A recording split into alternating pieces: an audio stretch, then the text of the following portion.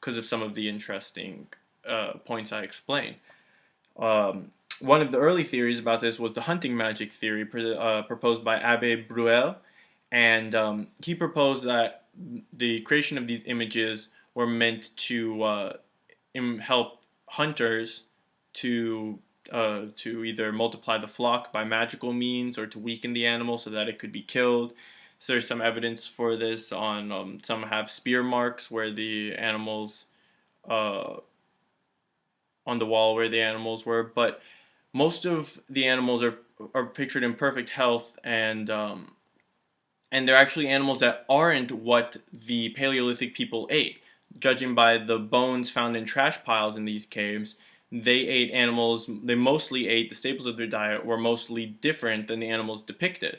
So, and it would be interesting why, and it's very unlikely that they would eat cave bear and lion. At least, why would they, as a staple part of their diet, or they wouldn't want to eat these creatures? It seems very unlikely.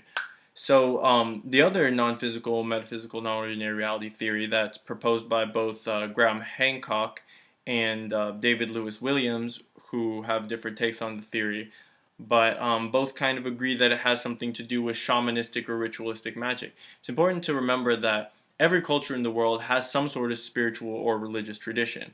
And since these people were seemingly or were physically our counterparts and possibly cognitively, stands to reason that they might have some sort of spiritual religious tradition as well. And a lot of this has to do, a lot of the ideas of altered states, especially from David Lewis Williams, has to do, comes around by means of analogy, looking at primitive hunter-gatherer people today, seeing what they do, and relating it back. Now, this could be an accurate relation, but there's no real evidence to say that the people today are like the people back then. And in fact, there's some evidence to say that they weren't. This is because they were, today they've survived to this day using those methods, while Cro-Magnon man does not survive to this day. So clearly there was some differentiation, or else we might expect them to be around in the same way that Aboriginal people or African tribes people who've been living a similar way for thousands and thousands of years. We might expect to see Cro-Magnon's tribes still around like that, but we don't. So it's just a counterpoint to consider. Graham Hancock's theory is actually more based on personal experience. He believes that there's some sort of, that they would induce an altered state and possibly using herbs that were around back then that people, shamans and spiritual people in certain cultures still use now to induce hallucinogenic or altered states, which they believe is access to a separate dimension or realm, and where magic or where different things can come about. But the point is that it's utilizable, or there's a reason, there's wisdom that can be gathered. There's a reason to go into these altered states and experience these realms.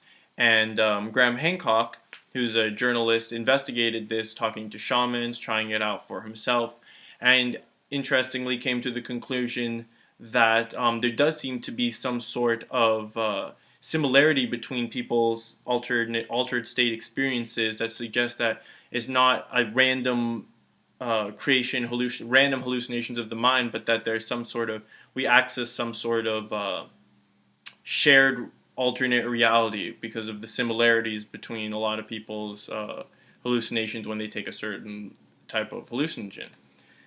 And this might explain why they go deep into caves to have these kind of experiences. To go, there might be a spiritual significance to deep caves, as in deep into the earth. The journey there might have been symbolic or preparatory step for the ritual. And again, this is very speculative, but it does seem that all these strange occurrences, especially like there's no people and the positions, and we find these things called entropic phenomena.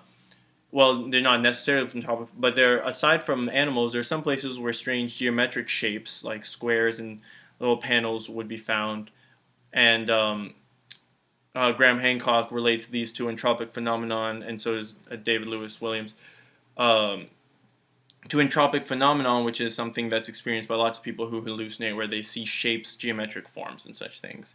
So it's still unclear, as you can see. There different explanations, and all of them seem to hold some water, but also have their their holes in them.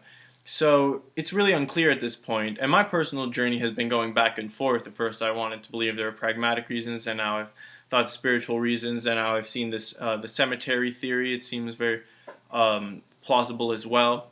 And I think what's interesting to consider and to leave this presentation with is that what you take away and what you choose to believe about that era doesn't necessarily reflect the truth, as in the absolute truth of what happened, which is something we can never truly know, but rather it expresses and defines what you believe to be the truth. And that almost tells you more about yourself than about the era.